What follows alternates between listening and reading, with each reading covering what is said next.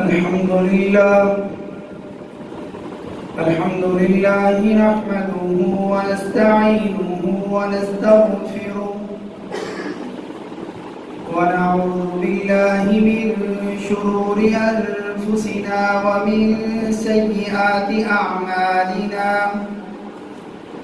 من يهده الله فلا مضل له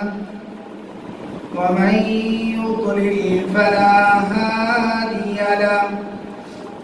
وأشهد أن لا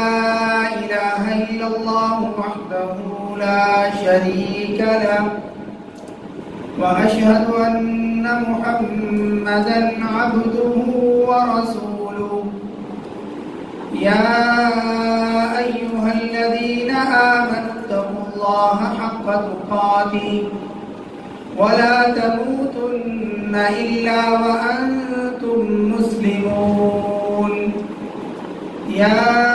أيها الناس اتقوا ربكم الذي خلقكم من نفس واحدة وخلق منها زوجها وبث منهما رجالا كثيرا ونساء واتقوا الله الذي تساءلون به والأرحام إن الله كان عليكم رقيبا يا أيها الذين آمنوا اتقوا الله وقولوا قولا سديدا يصلح لكم أعمالكم ويغفر لكم ذنوبكم ومن يطع الله ورسوله فقد فاز فوزا عظيما أما بعد فإن أحسن الحديث كتاب الله وخير الهدي هدي محمد صلى الله عليه وسلم وشر الأمور محدثاتها وكل محدثة بدعة وكل بدعة ضلالة وكل ضلالة في النار اللهم صل على محمد وعلى آل محمد كما صليت على إبراهيم وعلى آل إبراهيم إنك حميد مجيد اللهم بارك على محمد وعلى آل محمد كما باركت على إبراهيم وعلى آل إبراهيم إنك حميد مجيد أما بعد فأعوذ بالله السميع العليم من الشيطان الرجيم من همزه ونفخه ونفثه وقل رب أدخلني مدخل صدق وأخرجني مخرج صدق واجعل من لدنك سلطانا نصيرا واجعل لي من لدنك سلطانا نصيرا और दुआ किया करें क्या मेरे अल्लाह मुझे जहाँ ले जा अच्छी तरह ले जा और जहाँ से मुझे निकाल अच्छी तरह निकाल और मेरे लिए अपनी तरफ से गलबा और इमदाद भेज दे। मक्का मुकर्रमा से सहाबा किराम जब हिजरत करके मदीना मुनव्वरा पहुँचे उस हवाले से ये दुआ इंसान जहाँ से निकले अच्छी तरह निकले और जहाँ पहुँचे अच्छी जगह पहुँचे। तमाम किस्म की तारीफ़ें उस अल्लाह वहदहू ला शरीक लह की ज़ात के लिए ख़ास हैं जो तमाम जहानों का पालने वाला है। बेशुमार लातादाद अनगिनत बारिश के कतरात से ज़्यादा, दरख्तों के पत्तों से ज़्यादा, सूरज और चाँद की किरणों से ज़्यादा, रेत के ज़र्रात से भी ज़्यादा दुरूद व सलाम हो इमामुल अंबिया इमामुल मुरसलीन ताजदार मक्का व मदीना मेरे और आपके प्यारे नबी और प्यारे रसूल ہمارے پیر و مرشد حضرت محمد رسول اللہ صلی اللہ علیہ وآلہ وسلم کی ذات بابرکات پہ۔ محترم سامعین، اپنے اصل گھر کو جہاں انسان پیدا ہوا ہو، چاہے وہ کچا ترین گھر اور گاؤں کا پسماندہ ترین علاقہ کیوں نہ ہو، یہ قدرتی بات ہے کہ انسان کو اس علاقے سے فطرتی محبت ہوتی ہے۔ اس کے علاوہ شہروں میں اس کو ہزاروں سہولیات مل جائیں، لیکن اس کا دل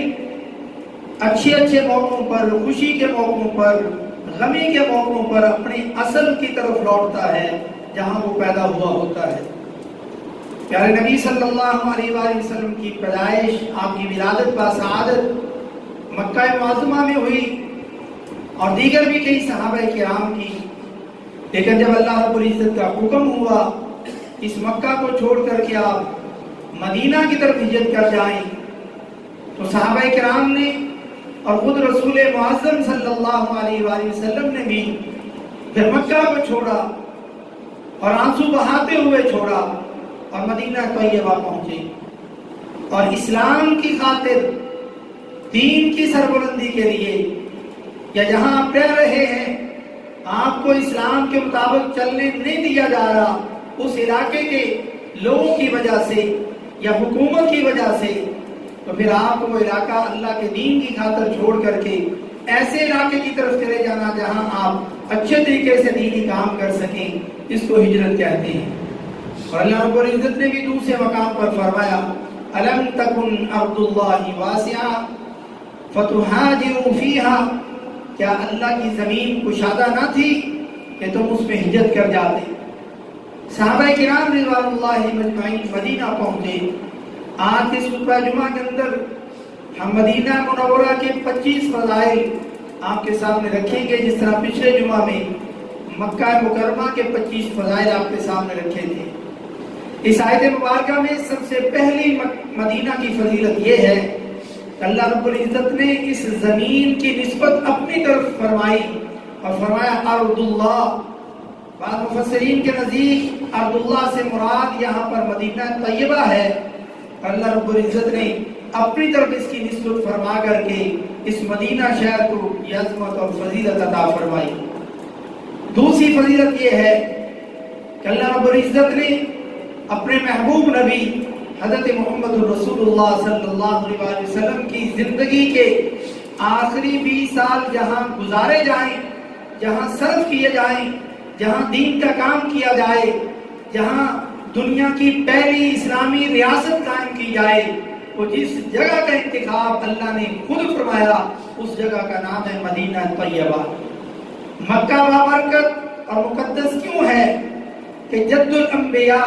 حضرت ابراہیم علیہ السلام نے اس کے لیے دعا فرمائی، جبکہ مدینہ طیبہ کے لیے پوری کائنات کے سردار، اللہ کے بعد سب سے بڑی ہستی،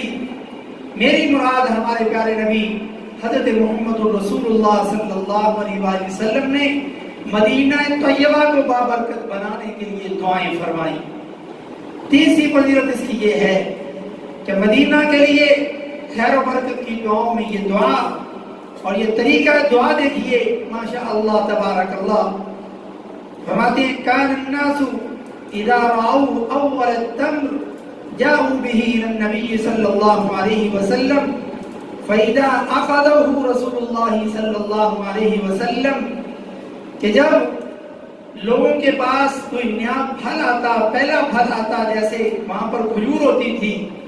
وہ کھجوریں دے کر کے لوگ سب سے پہلے رسول اللہ صلی اللہ علیہ وسلم کے پاس تشریف لاتے اور آپ اس پھل کو اپنے قبضے میں لے لیتے، اس کو اپنے ہاتھوں میں لے کر کے پیارے نبی صلی اللہ علیہ وسلم پھر ان کے لیے دعائیں فرماتے۔ قال اللہم بارک لنا فی ثمرنا، اے اللہ تو ہمارے پھلوں کے اندر برکت عطا فرما، وبارک لنا فی مدینتنا، اور ہمارے شہر مدینہ کے اندر برکت عطا فرما، وبارک لنا فی صاعنا، اور ہمارے سا کے اندر برکت عطا فرما، وبارک لنا فی مدنا، اور ہمارے اس مد کے اندر برکت عطا فرما۔ یہ سا اور مد یہ دراصل یہ دو ایسے پیمانے تھے جو وزن اور پیمائش کے لیے استعمال ہوتے تھے۔ مد ایک چلو کو کہتے ہیں کہ آپ اپنے دونوں ہاتھوں کے ہتھیلیوں کو جوڑیں تو یہ جو چیز بنتی ہے اس کو مد کہتے ہیں، پنجابی میں جس کو ہم بک کہتے ہیں۔ یہ ایک بک ایک مد کے برابر ہوتا ہے، اور 4 بک یعنی 4 بار آپ اپنے دونوں ہاتھوں کو ملا کر کے کوئی چیز بھر کر کے ایک جگہ پر رکھیں تو اس کو سا کہتے ہیں، اور اس کا وزن آج کے دور میں 2.5 سے 3 کلو گرام بنتا ہے۔ تو اللہ کے نبی صلی اللہ علیہ وسلم جہاں پر اس پھل کے لیے دعا فرما رہے ہیں، وہاں پر اپنے شہر مدینہ کے لیے بھی دعا فرما رہے ہیں، وہاں پر اس کے پیمائش کے جو یہ آلے تھے ان کے لیے بھی دعا فرما رہے ہیں، اور پھر فرمایا اللہم ان ابراہیم عبدک و خلیلک و نبیک، اے اللہ تیرا ابراہیم جو ہے وہ تیرا بندہ ہے اور تیرا دوست ہے اور تیرا نبی ہے، وَإِنِّي عَبْدُكَ اے اللہ میں بھی تیرا بندہ ہوں، وَنَبِيُّكَ اور میں بھی تیرا نبی ہوں، وَإِنَّهُ دَعَاكَ لِمَكَّةَ اور تیرے اس نبی ابراہیم نے مکہ کے لیے دعائیں فرمائی تھی، وَإِنِّي أَدْعُوكَ لِلْمَدِينَةِ اور اے اللہ میں تیرا نبی تجھ سے مدینہ کے لیے دعائیں فرماتا ہوں، بِمِثْلِ مَا دَعَاكَ لِمَكَّةَ اسی طرح جتنی دعائیں ابراہیم علیہ السلام نے مکہ کے لیے فرمائی تھی میں بھی اتنی دعائیں مدینہ کے لیے کرتا ہوں، وَمِثْلِهِ مَعَهُ اور اس جتنی اور بھی کرتا ہوں، یعنی ڈبل دعائیں۔ یعنی مکہ میں اگر مثال کے طور پر 10 برکتیں ہیں یا 100 برکتیں ہیں یا 1000 برکتیں ہیں تو میں ڈبل دعائیں کرتا ہوں کہ اللہ یہاں پر 2000 برکتیں عطا فرما، یعنی ڈبل دعائیں فرمائیں۔ یعنی پیارے نبی صلی اللہ علیہ وسلم جس شہر کی طرف ہجرت کر کے گئے، پھر اس شہر کی ترقی کے لیے، اس کی فضیلت کو بڑھانے کے لیے، اس کے ثمرات کو بڑھانے کے لیے، وہاں کے رزق کو بڑھانے کے لیے، وہاں کے لیے آپ نے پھر کئی دعائیں فرمائی۔ چوتھی دعا، مدینہ منورہ کے اندر کئی بیماریاں موجود تھیں جن کے اندر ایک بخار والی ایسی بیماری موجود تھی کہ جس کو بخار ایک بار ہوتا پھر وہ اتنا سخت ہوتا کہ جس کو بخار ہوتا اس کو وہ لاغر کر کے کمزور کر کے جاتا۔ یہ وہاں کی بیماری مشہور تھی، اور صحابہ کرام چونکہ مکہ سے مدینہ گئے، حضرت ابوبکر صدیق رضی اللہ تعالیٰ عنہ، حضرت بلال رضی اللہ تعالیٰ عنہ، ان دونوں کو بخار ہوا اور بھی کئی صحابہ کو، تو یہ اتنے لاغر ہو گئے، کمزور ہو گئے، اور مکہ والوں کو چونکہ وہ دشمن تھے کفار مکہ، ان کو یہ پتا تھا کہ صحابہ یہاں سے نبی اور صحابہ کو ہم نے نکالا پریشان کر کر کے،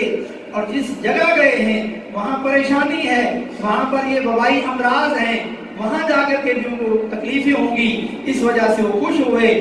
اور جب ان کو دعاؤں کے ساتھ صحتیابی ملی اور عمرے کے لیے مکہ پہنچے، اور کمزوری تو تھی صحابہ کرام کو اور وہ دیکھنا چاہتے تھے کہ کتنے کمزور ہے، اس وقت یہ طواف کے اندر اپنا دایاں کندھا ننگا کر کے تھوڑا سا تیز اکڑ کر کے چلنے کا حکم آیا، تاکہ مکہ والے اپنی آنکھوں سے دیکھیں کہ ہم کوئی کمزور نہیں ہوئے، ہمارے اندر ہمت طاقت اسی طرح ہے۔ وقت گزر گیا مگر یہ سنت آج تک زندہ اور قیامت تک زندہ رہے گی، جبکہ آج کوئی کافر دیکھنے والا نہیں کہ مسلمان کمزور ہیں جسمانی طور پر، لیکن صحابہ کرام کی نبی مکرم صلی اللہ علیہ وسلم کی یہ سنت آج بھی اسی طرح، کیونکہ یہ طریقہ ختم نہ ہوا، آج اس کی ضرورت نہ ہونے کی وجہ سے پھر بھی اس سنت کو باقی رکھا گیا۔ اس وجہ سے جب حضرت ابوبکر حضرت بلال کو بخار ہوا تو پیارے نبی صلی اللہ علیہ وسلم کچھ اس وجہ سے پریشان ہوئے کہ میرے صحابہ کا کہیں اس شہر کی وجہ سے کہیں یہاں دل نہ لگے، کہیں یہ بد دل نہ ہو جائیں کہ کس شہر میں آ گئے کہ یہاں آ کر کے ہم اکثر بیمار رہنے لگے۔ اللہ کے نبی صلی اللہ علیہ وسلم نے صحابہ کرام کے دلوں کو مضبوط کرنے کے لیے یہ دعا فرمائی، اللہم حبب الینا المدینہ کحبنا مکہ او اشد، اے اللہ ہمیں مدینہ کی محبت عطا فرما، اسی طرح جس طرح مکہ کی ہمارے دلوں میں محبت تھی بلکہ مکہ سے بھی شدید محبت مدینہ کے ہمارے دلوں میں پیدا فرما، وصححھا اور اس کی آب و ہوا کو درست فرما، وبارک لنا فی صاعھا ومدھا اور یہاں پر پھر دعا فرمائی اے اللہ یہاں کے سا اور مد کے اندر برکت عطا فرما،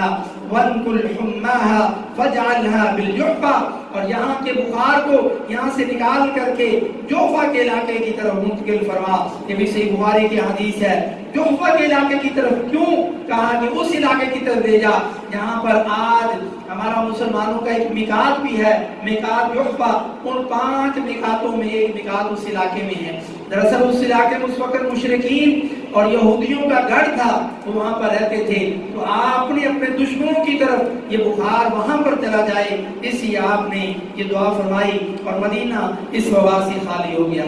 5ویں فضیلت مدینہ طیبہ کی کہ وہاں کے پہاڑ بھی ان سے محبت کا طریقہ، پیارے نبی صلی اللہ علیہ وسلم کی حدیث موطا کے اندر موجود ہے، ان رسول اللہ صلی اللہ علیہ وسلم طلع له احد، پیارے نبی صلی اللہ علیہ وسلم کو جب احد پہاڑ دکھائی دیتا فقال تو آپ فرماتے هذا جبل يحبنا ونحبه، یہ پہاڑ ہم سے محبت کرتا ہے اور ہم اس سے محبت کرتے ہیں۔ اور پہاڑ کے اور بھی کئی فضائل ہیں، جیسا کہ ایک مومن مسلمان کسی مسلمان کا جب جنازہ پڑھتا ہے تو اس کو اس احد پہاڑ جتنی ایک نیکی اس کے نامہ اعمال میں لکھی جاتی ہے، اور یہ کتنی بڑی نیکی ہے۔ احد پہاڑ 6-7 میل تک لمبا ہے، کتنا اونچا ہے، کتنا چوڑا ہے۔ اگر آج اس پہاڑ کو دنیا کے کسی طاقت کے ذریعے اٹھا کر کے اس کو اگر تولا جائے تو اربوں خربوں ٹن وزن اس کا بنے۔ اتنی بڑی نیکی ایک مسلمان کا جنازہ پڑھنے کی وجہ سے میرے اور تیرے نامہ اعمال میں ڈال دی جاتی ہے۔ مگر ہم جنازہ کس کا پڑھتے ہیں؟ جو جاننے والا ہو، جو امیر ہو، جس کے ساتھ تعلق ہو، صرف مسلمان ہونے کی بنیاد پر، یا یہ فوت ہونے والا غریب ہے کیا ہم اس کا جنازہ پڑھنے جاتے ہیں اس لیے کہ مجھے اتنا بڑا اجر مل جائے؟ بالکل جی، ہمیں اسی لیے جنازہ پڑھنے جانا چاہیے کہ ہمیں اتنا بڑا اجر ملے اور اپنے اس مسلمان بھائی کی بخشش کی دعا کے لیے جائیں، نہ کہ دنیاوی تقاضوں کی خاطر۔ اور جو بندہ جنازہ پڑھ کے واپس آ جائے اتنی ایک نیکی ملی، اور جو جنازہ پڑھ کے دفنانے تک قبر تک جاتا ہے، دفنا کر کے دعا کر کے واپس آتا ہے، اس کو اتنی بڑی ایک اور نیکی ملتی ہے۔ کتنا بڑا اجر اللہ رب العزت کی، کتنی بڑی آفر۔ اور جنازے میں ٹائم کتنا لگتا ہے؟ 10-12 منٹ میں جنازہ پڑھا جاتا ہے، باقی آپ کے آنے جانے کا کچھ ٹائم، دفنانے میں 10-15 منٹ لگ جاتے ہیں، ٹوٹل یہ آدھا گھنٹہ لگتا ہے جنازے سے دفنانے تک، تو آدھا گھنٹہ آپ کے آنے جانے میں 1 گھنٹہ اگر آپ صرف کر دیں تو اتنی بڑی 2 نیکیاں میرے اور تیرے نامہ اعمال میں آ سکتی ہیں فری میں۔ لیکن جب ہم اللہ سے یہ ثواب لینے کے حقدار بن جائیں، اس کی امید رکھنے والے بن جائیں، اور یہ نیت ارادہ کر لیں کہ میں نے ٹائم نکال کر کے جب بھی کہیں جنازے کا پتہ چلے مجھے وہاں پر شہید ہونا ہے۔ تیسری فضیلت، ایک مرتبہ پیارے نبی صلی اللہ علیہ وسلم اس پہاڑ کے اوپر چڑھے اور آپ کے ساتھ حضرت ابوبکر صدیق اور حضرت عمر اور حضرت عثمان رضی اللہ تعالی عنہم وارضاہم بھی تھے، اور پہاڑ حرکت کرنے لگا تو آپ نے اپنا پاؤں ایسے پہاڑ پر مارا اور فرمایا کہ پہاڑ اے جبل احد، تجھے پتا نہیں کہ تیرے اوپر ایک نبی ہے، ایک صدیق ہے اور 2 شہید ہیں، یعنی ایک نبی اور ایک صدیق، اور عمر اور عثمان شہید ہوں گے۔ یہ فیوچر کی خبر ہے، مستقبل کی خبر ہے، اور اللہ کے نبی صلی اللہ علیہ وسلم فیوچر کی بھی خبریں بتانے والے آئے ہیں، اور جو پرانے وقت گزر گئے ان کی خبریں بھی بتانے والے آئے، اور یہ سارے کا سارا سلسلہ وحی کے ساتھ اٹیچ ہے کہ جب تک اللہ تعالیٰ نہ بتائے نبی کو نہیں پتا ہوتا، اور جب اللہ تعالیٰ بتا دے یہ ساری خبریں پھر نبی اپنے پاس نہیں رکھتا بلکہ لوگوں تک پہنچا دیتا ہے۔ اور یہ بھی خبر آپ کو دی گئی کہ آپ کی یہ 2 صحابی شہید ہوں گے، اس لیے آپ نے فرمایا کہ تیرے اوپر ایک نبی ہے اور ایک صدیق ہے اور 2 شہید ہیں، یعنی عمر اور عثمان رضی اللہ تعالی عنہم وارضاہم۔ 8ویں فضیلت مدینہ طیبہ کی کہ یہ بھی حرم ہے، اس کی بھی عزت اور احترام اور توقیر اور عظمت ہے،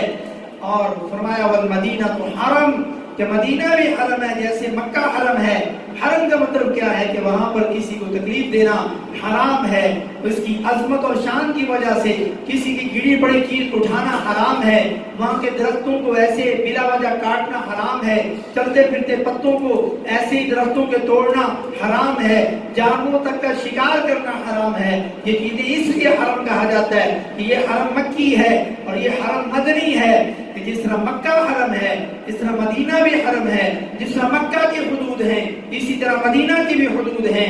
ما بین عیر الی کذا، کہ وہاں پر دو پہاڑ، ایک عیر پہاڑ ایک ثور، عیر اور ثور کے درمیان کی یہ جو جگہ ہے یہ مدینہ کا حرم ہے، اور مدینہ منورہ کو محترم اور مقرر قرار دیا گیا۔ نویں فضیلت، مدینہ منورہ میں جانے والے مسلمانوں کے لیے کتنی بڑی یہ وعید ہے اور مدینہ کا احترام کتنا بلند ہے اس دین کی نظر میں، کہ فرمایا کہ مدینہ میں آنے والا جو مدینہ میں آ کر کے بدعات کا ارتکاب کرے، کوئی کام خلاف سنت کرے،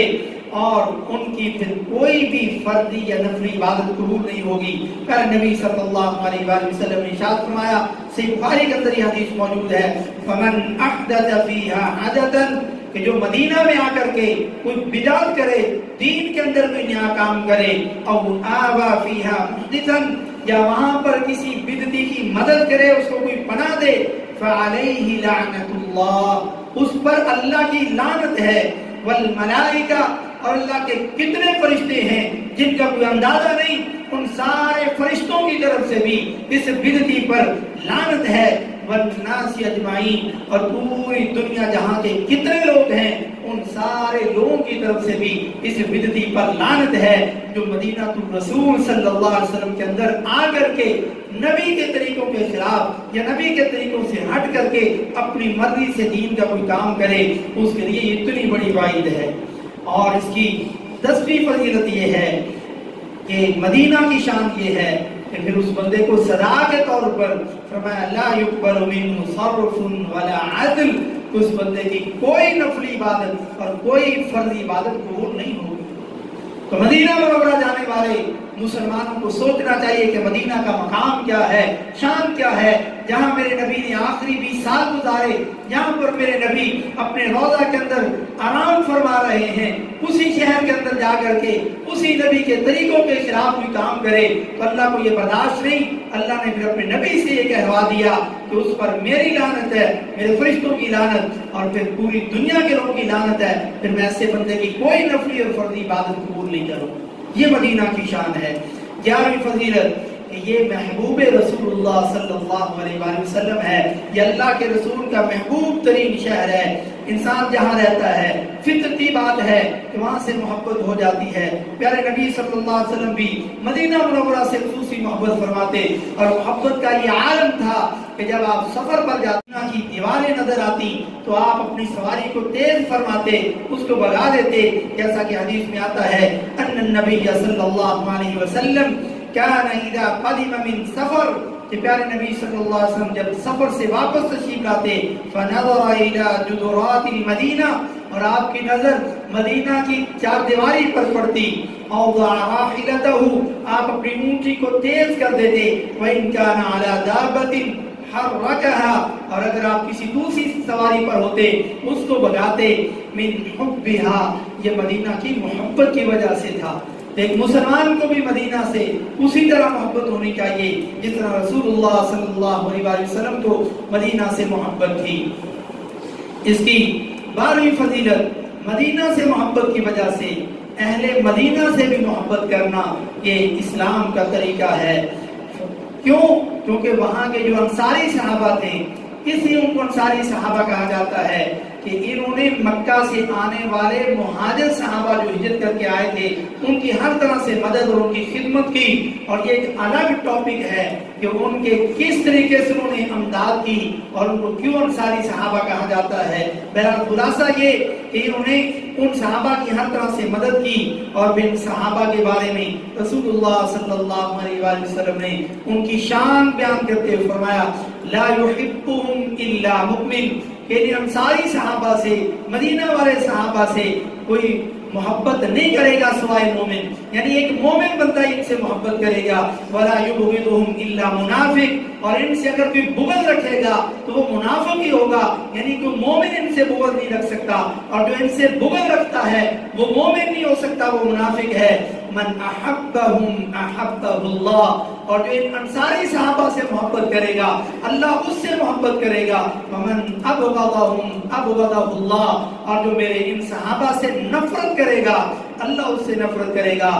آج دیکھنا چاہیے کہ کیا کسی مسلمان کے دل کے اندر مکہ کے مدینہ کے صحابہ کے بارے میں، انصاری صحابہ کے بارے میں خصوصی طور پر اور مجموعی طور پر کسی بھی صحابی کے بارے میں کیا اس کو کوئی نفرت تو نہیں، کسی کی صحابی کی بات پر اس کو کبھی غصہ تو نہیں آتا، اس کا دل کبھی میلا تو نہیں ہوتا، اس کے ماتھے پر کبھی شکن تو نہیں پڑتی؟ اگر ایسا سلسلہ ہے تو پھر اس حدیث کو نوٹ کر لیجئے، یہ صحیح مسلم کی 75 نمبر حدیث ہے. پھر اللہ بھی آپ سے اسی طرح نفرت کرے گا جس طرح آپ نبی کے صحابہ سے نفرت کرتے ہیں. لیکن اگر آپ ان سے محبت کرنے والے ہیں پھر اللہ بھی آپ سے اسی طرح محبت کرے گا جس طرح آپ نبی کے صحابہ سے محبت کرتے ہیں. 13ویں فضیلت، مدینہ خیر و برکت کی جگہ ہے اور وہاں پر رہائش اختیار کرنے کی ترغیب دلائی، کیونکہ مکہ اور مدینہ کے بعد پھر جب فتوحات ہوئی، کئی علاقے فتح ہوئے، تو بعض لوگوں نے یہ ارادہ ظاہر کیا یا وہ خواہش رکھتے ہوں گے کہ فلاں جگہ پر زیادہ صورتیں ہیں اب وہاں ہجرت کر جائیں، وہاں چلے جائیں. تو پیارے نبی صلی اللہ علیہ وسلم نے ان کے لیے اور قیامت تک آنے والے لوگوں کے لیے فرمایا کہ جو مدینہ میں رہتا ہو اور مدینہ کے اندر رہائش پذیر ہے پھر وہ مدینہ کو بلا وجہ بغیر کسی شرعی عذر کے نہ چھوڑے. فرمایا والمدینہ خیر لہم لو کانوا یعلمون، یہ مدینہ شہر ان کے لیے بہت بہتر ہے اگر یہ جانتے ہوتے. تو مدینہ کی رہائش اختیار کرنا یہ بڑا ہی افضل عمل ہے. لیکن ہم کیا کہہ سکتے ہیں کہ ہمارے اس دور میں آج میرے اور آپ جیسے لاکھوں مسلمان تڑپتے ہیں کہ ہمیں مکہ اور مدینہ کی سکونت مل جائے، رہائش مل جائے، مگر آج کل ملک کی حدود یہ تقاضا نہیں کرتی کہ ہم وہاں پر رہ سکیں. جاتے ہیں عمرہ حج کر کے یا کام کاج کے لوگ جاتے ہیں کچھ دن یا کچھ مہینے یا کچھ سال رہ کر کے آخرکار واپس آنا پڑتا ہے. یہ اللہ تعالیٰ کی مرضیاں ہیں، لیکن موقع ملے تو میری نظر میں کوئی ایسا مسلمان ادنی سے ادنا درجے کا بھی وہ مکہ اور مدینہ کے علاوہ کسی اور جگہ رہائش اختیار کرنا پسند نہیں کرتا. اللہ رب العزت ہمیں وہاں جانا اور وہاں کی رہائش اختیار کرنا یہ ہمارے لیے آسان بنائے. 14ویں فضیلت، مدینہ بدکاروں کو، فاسق لوگوں کو، برے لوگوں کو بہن نکال پہنتا ہے. فرمایا انہا طیبۃ، یہ مدینہ طیبہ ہے، یہ پاک ہے. تنفی الذنوب، یہ گناہوں کو جس طرح پاک کرتا ہے. کما تنفی النار، اسی طرح یہ آگ سے بھی لوگوں کو پاک کرتا ہے. جس طرح آگ خبث الفضہ، جس طرح آگ کے اندر جب چاندی کو پگھلایا جاتا ہے اور چاندی اپنی میل کچال کو باہر نکال دیتی ہے، اس طرح مدینہ جو ہے وہ گناہگاروں کو بھی مدینہ سے ایسے باہر نکال دیتا ہے کہ وہاں پر بدکاروں کی اور فاسق لوگوں کی کوئی جگہ نہیں ہے. لیکن اگر کوئی آج اس دور میں یا آج کوئی وہاں پر رہ رہا ہے لیکن وہ بدکار ہے، فاسق ہے، بڑے بڑے کبیرہ گناہ کرنے والا ہے، تو یہ عارضی ہے. ایک دن مدینہ کی حیبت اور عظمت کی وجہ سے اللہ رب العزت ایسی اس کے لیے اسباب پیدا کر دے گا کہ اس کو مدینہ سے نکلنا ہی ہوگا، کیونکہ برے لوگ مدینہ میں نہیں رہ سکتے. اس لیے مدینہ کے اندر رہ کر کے بندے کو یہ سوچنا چاہیے کہ کیا وہ ایسے گناہ تو نہیں کر رہا جو اس کے لیے صحیح نہیں ہے. 15ویں فضیلت یہ ہے، اہل مدینہ کو دھوکہ دینا منع ہے. مومن تو کبھی کسی کو بھی دھوکہ نہیں دیتا، اور یہ دھوکہ دینا مسلمانوں کا طریقہ ہی نہیں، مگر اہل مدینہ کو دھوکہ دینا. فرمایا لا یکید اہل المدینہ، کہ اہل مدینہ کو دھوکہ نہ دینا. احد، کوئی بھی، الا انماع کما ينمع الملح في الماء، جس طرح نمک کے اندر پانی حل ہو جاتا ہے، پگھل جاتا ہے، اس طرح مدینہ والوں کو دھوکہ دینے والا بندہ بھی اسی طرح پگھل جائے گا. اس لیے مدینہ جا کر کے وہاں پر ہوشیاریاں، چلاکیاں یہ چھوڑ کر کے اپنی عبادات پر بندے کو وہاں پر غور کرنا چاہیے. 16ویں فضیلت، اہل مدینہ کو تکلیف دینا بھی منع ہے. پیارے نبی صلی اللہ علیہ وسلم نے ارشاد فرمایا من اراد اہلها بسوء،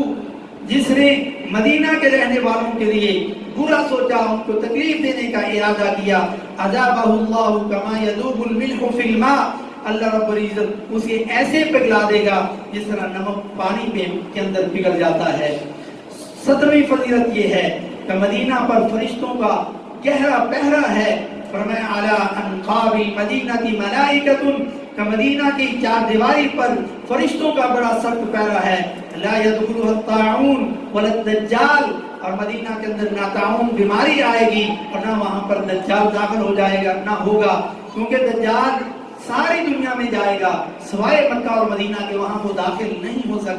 سکے گا۔ اور فرمایا ابشروا معشر المسلمین، کیا مسلمانوں تمہیں خوشخبری ہو، مبارک ہو، لا يدخلها الدجال، یعنی المدینہ، کہ مدینہ کے اندر دجال داخل نہیں ہو سکے گا۔ اس کی 18ویں فضیلت مدینہ کی یہ ہے کہ مدینہ میں رہ کر کے وہاں تکلیفیں آئیں، مصیبتیں آئیں تو صبر کرنا۔ اگر صبر کرو گے مدینہ کی تکلیفوں پر تو تمہیں شفاعت رسول، سفارش رسول نصیب ہوگی۔ حضرت ابن عمر رضی اللہ تعالیٰ عنہ فرمایا کرتے تھے، سمعت رسول اللہ صلی اللہ علیہ وسلم یقول، کہ میں نے رسول اللہ صلی اللہ علیہ وسلم سے سنا، آپ فرمایا کرتے تھے، لا يصبر على لآوائها وشدتها أحد إلا كنت له شهيدا أو شفيعا يوم القيامة، کہ مدینہ کی تکالیف پر صبر کرے اگر کوئی بندہ تو میں قیامت کے دن اس کی سفارش کروں گا اور اس کے حق میں گواہی دوں گا، یا اس کے حق میں گواہی دوں گا۔ تو مدینہ کے اندر جا کر کے بندے کو تکلیفیں آئیں، پھر صبر کرنا چاہیے، بجائے اس کے کہ وہاں پر بدلہ لینے کی کوشش کرے یا لوگوں کو برا بھلا کہے۔ اگر نبی کی سفارش اور شفاعت کے مستحق بننا ہے پھر وہاں پہنچ کر کے صبر کرنا ہوگا۔ 19ویں مدینہ کی فضیلت یہ ہے، پیارے نبی صلی اللہ علیہ وسلم نے ارشاد فرمایا، من استطاع ان يموت بالمدینہ فلیمت بها، کہ جو بندہ مرنا چاہے اس کو پھر کوشش کرنی چاہیے کہ اس کو موت مدینہ میں آئے۔ فإنی اشفع لمن يموت بها، جو مدینہ میں مرے گا میں اس کی شفاعت کروں گا۔ لیکن یہ ساری چیزیں توحید کے ساتھ مبنی ہیں کہ بندے کا عقیدہ توحید پر مرنا ضروری ہے، ورنہ تو مدینہ کے اندر منافق اور کافر بھی مرے لیکن ان کی شفاعت نہیں۔ مسلمانوں کی بات ہو رہی ہے جو عقیدہ توحید پر، صحابہ سے محبت کرنے والے، رسول اللہ صلی اللہ علیہ وسلم کی احادیث کو کامل اور اکمل ماننے والے، ان کے لیے یہ ساری چیزیں ہیں۔ جو مدینہ میں پھر مرے گا اس کو نبی صلی اللہ علیہ وسلم کی شفاعت نصیب ہوگی۔ اور دوسرے خلیفہ حضرت عمر رضی اللہ تعالیٰ عنہ یہ دعا فرمایا کرتے تھے، اللہم ارزقنی شہادتا فی سبیلک وفی بلد رسولک، اے اللہ مجھے مدینہ کے اندر شہادت نصیب فرما، مدینہ کے اندر اپنے نبی کے شہر کے اندر مجھے موت نصیب فرما۔ اور ان کی پھر یہ دعا قبول ہوئی کہ نماز کی حالت میں ہیں، مدینہ کے اندر ہیں اور مارنے والا کافر ہے، اور مدینہ شہر کے اندر رسول کی مسجد اور منبر اور آپ کے مصلی پر اور مسجد رسول کے اندر آپ کو پھر شہادت نصیب ہوتی ہے اور آپ کو یہ اتنا بڑا درجہ ملتا ہے۔ ہمیں بھی یہ دعا کرنی چاہیے، اللہم ارزقنی شہادتا فی سبیلک وفی بلد رسولک۔ 20ویں فضیلت، قرب قیامت ایمان جو ہے وہ مدینہ کی طرف لوٹ جائے گا اور مومن لوگ بھی مدینہ کی طرف آ جائیں گے۔ جو منافق لوگ ہوں گے، گناہ گار ہوں گے، وہ مدینہ سے اور مکہ سے نکل جائیں گے۔ اور فرمایا ان الایمان لیرز الی المدینہ کما تارز الحیۃ الی جحرہا، کہ مدینہ جو ایمان ہے قرب قیامت یہ مدینہ کی طرف لوٹ آئے گا، اسی طرح جس طرح سانپ اپنی بل کے اندر گھس جاتا ہے اس طرح ایمان یہ بھی مدینہ کی طرف آ جائے گا، باقی کہیں ایمان نہیں رہے گا۔ 21ویں فضیلت، 3 مسجدوں کے علاوہ کسی اور مسجد کی طرف ثواب کی نیت سے سفر کرنا منع کر دیا۔ فرمایا لا تشد الرحال الا الى 3 مساجد، کہ 3 مسجدوں کے علاوہ کسی اور مسجد یا کسی اور قبر یا کسی اور جگہ کو مقدس جان کر کے ثواب کی نیت سے وہاں سفر کرنا منع ہے۔ لیکن جن 3 مسجدوں کی طرف ثواب کی نیت سے سفر کرنے کا حکم ہے اور یہ باعث اجر ہے، وہ پہلی مسجد حرام ہے، دوسری مسجد نبوی ہے اور تیسری مسجد اقصی ہے۔ یہ بھی صحیح بخاری کی حدیث ہے۔ 22ویں فضیلت، آپ صلی اللہ علیہ وسلم نے اپنی مسجد میں نماز پڑھنے کا اجر بیان کرتے ہوئے فرمایا صلاۃ فی مسجدی ھذا خیر من 1000 صلاۃ فیما سواہ الا المسجد الحرام، کہ میری اس مسجد میں، مسجد نبوی میں نماز پڑھنے کا اجر 1000 نماز پڑھنے سے افضل اور بہتر ہے سوائے مسجد حرام کے، کیونکہ وہاں پر مسجد حرام میں نماز پڑھنے کا اجر 1,00,000 نماز سے بہتر ہے۔ 23ویں فضیلت پیارے نبی صلی اللہ علیہ وسلم نے اپنے گھر کی دیوار اور اپنے منبر کے یہ جو درمیان والی جگہ ہے، یہ جو جنت کی ایک کیاری ہے، جنت کی کا ایک ٹکڑا ہے، جنت کا باغ ہے، اس کی فضیلت بیان کرتے ہوئے فرمایا ما بین بیتی و منبری روضۃ من ریاض الجنہ، کہ میرے گھر سے لے کر کے میرے منبر کے درمیان کی جو جگہ ہے یہ جنت کی کیاریوں میں سے کیاری ہے، یہ جنت کے ٹکڑوں میں سے ایک ٹکڑا ہے۔ جب بندہ وہاں پہنچے تو تصور کرے تو کس جگہ پر پہنچ گیا ہے، وہ جنت والی جگہ پر پہنچا، لیکن وہاں سے نکلنے کے بعد اگر وہ اپنی زندگی نہیں بدلتا، دنیا میں اللہ نے تجھے ایک جنت جیسی جگہ دکھا دی، وہاں پر پہنچا دیا، اب حقیقی جنت پر جانے کے لیے اگر آپ محنت نہیں کرتے، کوشش نہیں کرتے، اس اصلی جنت کو حاصل کرنے کے لیے اپنی دن رات ایک نہیں کرتے، پھر وہاں پر جانا شاید ایک فرض ادا ہوا ہے، مقصد پورا نہیں ہوا۔ 24ویں فضیلت، مدینہ میں ایک مسجد ہے جس کا نام مسجد قباء ہے،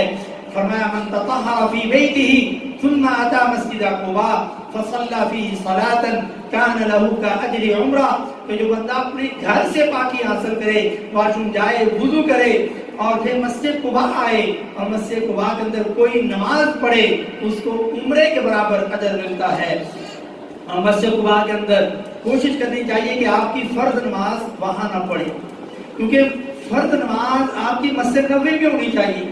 کیونکہ یہ فضیلت آپ وہاں پر کوئی نفل پڑھ لیں گے، کوئی وتر پڑھ لیں گے، اشراق پڑھ لیں گے، یہ عمرے کا اجر آپ کو مل ہی جانا ہے، لیکن اگر آپ فرض پڑھیں گے پھر بھی آپ کو عمرے کا اجر ملنا ہے، لیکن مسجد نبوی میں فرض نماز پڑھنے کا جو 1000 نمازوں پر اجر ہے وہ آپ کا ضائع ہو جائے گا۔ یعنی آپ ایسی پلاننگ کر کے ٹائم کی جائیں کہ آپ کی نماز مسجد نبوی میں ہو فرض، اور مسجد قباء کے اندر آپ اشراق پڑھیں، رات کو جا کر کے نفل پڑھ لیں، 10-11 بجے آپ پڑھ لیں، زور کے بعد جا کر کے پڑھ لیں، لیکن واپسی اثر کی نماز آپ کی وہاں یا راستے میں نہ ہو بلکہ مسجد نبوی میں جائے، یا حاجیوں کو اس کا خیال کرنا چاہیے، کیونکہ اس کا نیکیوں کا کسی طرح نقصان نہ ہو، وہاں پر 1000 نمازوں سے بہتر اجر مل جائے، اور یہاں کوئی بھی نماز پڑھ لیں گے آپ کو عمرے کا اجر مل جائے گا۔ اور یہ جو نفل نماز ہوتی ہے اس کے بدلے آپ کو عمرے کا اجر ملنا ہے، اور یہ عمرے کا اجر کسی اور کے لیے نہیں ہو سکتا، یعنی بعض لوگ نفل بھی دوسروں کے لیے پڑھتے ہیں، نماز کسی کے لیے نہیں پڑھ سکتے، اور لوگوں کے ذہن میں یہ ہوتا ہے کہ 2 نفل میں اس کے پڑھ لوں، 2 اس کے پڑھ لوں، اس کو بھی عمرے کا اجر مل جائے،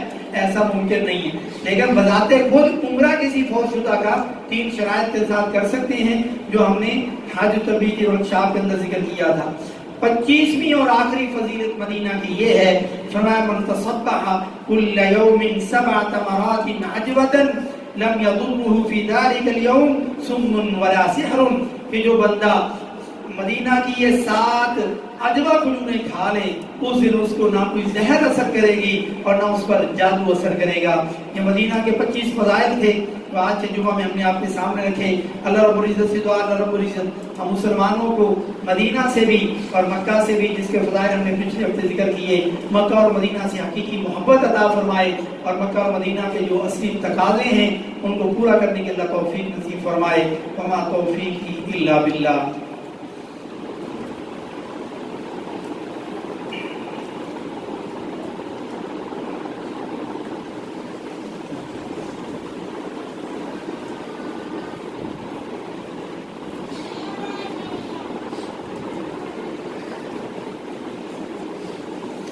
الحمد لله نحمده ونستعينه ونستغفره ونعوذ بالله من شرور أنفسنا ومن سيئات أعمالنا، من يهده الله فلا مضل له ومن يضلل فلا هادي له، وأشهد أن لا إله إلا الله وحده لا شريك له وأشهد أن محمدا عبده ورسوله۔ آج چاند کی 28 تاریخ ہے، کل 29 تاریخ ہوگی، اور کل رات کو چاند نظر آنے کی چانس ہیں، اگر کل نہیں آئے گا تو پرسوں تو کی بات ہے۔ بہرحال کل 29 کی مغرب سے پہلے جن بھائیوں نے قربانی کرنی ہے وہ اپنے ناخن کاٹ لیں، اپنی حجامت بنوا لیں یا پوری بالوں کی صفائی کر لیں، تاکہ انہوں نے قربانی کا ارادہ رکھا ہوا ہے، قربانی کے ابھی خریدی یا نہیں خریدی، لیکن انہوں نے اپنے ان چیزوں کی پابندی کرنی۔ پھر چاند نظر آنے سے لے کر کے پھر قربانی، آپ کی قربانی ذبح ہونے تک آپ نے اپنے ناخن بالوں کی پابندی کرنی، اس کو نہیں کاٹنا، وہ بڑھتے ہیں تو بڑھتے رہیں۔ اللہ رب العزت یہ دیکھنا چاہتا ہے کہ کون ہے جو میرے حکم کی پابندی کر رہا ہے، تو قربانی کرنے والے بھائی اس کی پابندی کریں۔ اور یہ جو 10 دن ابھی شروع ہونے جا رہے ہیں، جیسے چاند نظر آئے گا، یہ جو ذوالحجہ کے پہلے 10 دن ہیں، یکم ذوالحجہ سے لے کر کے عید والے دن مغرب کی اذان تک، یہ دنیا کے افضل ترین دن ہیں. یعنی پورے سال میں جتنے دن ہیں ان دنوں میں سب سے افضل دن یہ 10 دن ہیں. اور راتیں سب سے افضل رمضان کی آخری 10 راتیں. راتوں میں رمضان کی آخری 10 راتیں سب سے افضل ہیں دنیا جہاں کی راتوں میں، اور دنوں میں سب سے افضل دن یہ ذوالحجہ کے پہلے 10 دن ہیں. گویا کہ صحابہ کرام نے پوچھا ان دنوں کے اندر جہاد بھی افضل نہیں ہے؟ آپ نے کہا جہاد بھی افضل نہیں ہے. کتنا بڑا عمل ہے، سوائے اس صورت میں کہ آپ جہاد سے نکلے ہوں، آپ اللہ کے راستے میں شہید ہو جائیں، جو آپ مال و دولت لے کے نکلے تھے وہ بھی سارا اللہ کے راستے میں خرچ ہو جائے، پھر آپ کا یہ جہاد والا اتنا بڑا عمل افضل ہو سکتا ہے، ورنہ افضل نہیں. یعنی آپ جہاد کے لیے گئے ہیں لیکن آپ شہید نہیں ہوئے، واپس آ گئے، تو آپ کا یہ عمل بڑا نہیں ہے. لیکن بڑا عمل کیا ہے؟ ان 10 دنوں میں نمازیں تو پڑھنی ہے. ان 10 دنوں میں آپ نے ذکر و اذکار زیادہ سے زیادہ کرنا ہے. آپ کی زبان پر عید کی تکبیریں زیادہ رہیں، آپ کی زبان پر سبحان اللہ، الحمدللہ، اللہ اکبر، لا الہ الا اللہ، یہ کثرت سے رہے. یہ 10 دنوں کے اندر فجر کی اذان سے لے کر کے مغرب کی اذان تک یہ جو دن کا حصہ ہے یہ پورا آپ کا اسی طریقے سے گزرنا چاہیے. اتنے قیمتی عمل ہے کہ اور کوئی قیمتی عمل ان دنوں کے اندر نہیں ہے جتنے یہ قیمتی دن ہیں. آپ اندازہ کر سکتے ہیں، باقی اگلے جمعے کے اندر اس کے باقی فضائل بیان کریں گے کہ ہمیں کس طریقے سے ان 10 دنوں کو گزارنا ہے. بہرحال آپ اپنے آپ کو تیار کر لیں، اس 10 دنوں میں کوئی گناہ نہ کریں، اپنی نمازوں کی پابندی کریں، تکبیر اولیٰ کے ساتھ سنتوں کا اہتمام، نفل، اور جو بھائی اشراق نہیں پڑھتے اشراق کا خیال کریں، اور بھی جو کمیاں کوتاہیاں عبادات کے اندر ہیں ہمارے نفلی ان کو دور کریں. فرضی تو کسی صورت میں بھی اللہ کے یہاں کوئی سستی قابل قبول نہیں ہے، جو نفلی سستیاں ان کو دور کریں. اور 10 دنوں کی ایسی ٹریننگ ہم کر لیں کہ عید کے بعد ہمیں اگلے سال تک ایسی ٹریننگ ہو جائے، ہماری زبان پر یہ اتنا ذکر آ جائے کہ ہمیں عادت پڑ جائے کہ ہماری زبان ہر وقت حرکت میں رہے. جو حاجی حج میں جاتے ہیں ان کے لیے بھی حج تربیت کی ورکشاپ میں نے ذکر کیا تھا کہ دوسرے پارے کے یہ وَأَتِمُّ الْحَجَّ وَالْعُمْرَةَ لِلَّهِ، ادھر سے لے کر یہ جو 5-6 آیات ہیں ان کے اندر بھی بار بار ذکر کا تذکرہ ہے کہ انہوں نے بھی کثرت سے ذکر کرنا ہے، تلبیہ کثرت سے پڑھنا ہے، عید کی تکبیریں کثرت سے پڑھنی، اور سبحان اللہ، الحمدللہ، اللہ اکبر، لا الہ الا اللہ یہ کثرت سے پڑھنا ہے. اتنا کثرت سے جس طرح آپ اپنے باپ داداؤں کا کثرت سے تذکرہ کرتے تھے اتنا یا اس سے بھی شدید ترین اب اللہ کا ذکر ہونا چاہیے. لیکن جو حج پہ نہیں جا رہے ان کے لیے بھی 10 دنوں کے اندر یہ کثرت سے